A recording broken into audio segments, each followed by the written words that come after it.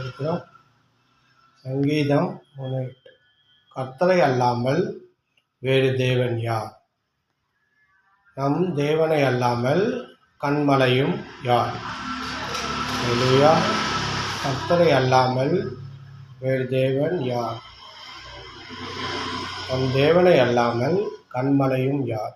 அல்லேலூயா.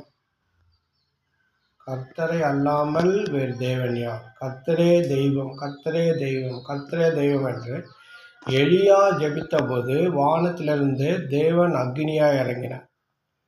அப்போ அதை பார்த்துட்டு மக்கள் மனம் திருந்தி கர்த்தரே தெய்வம், கர்த்தரே தெய்வம் சொல்லிட்டு வணங்கினாங்க. அந்த மாதிரி கர்த்தரை அல்லாமல் வேறு தேவன் யார்?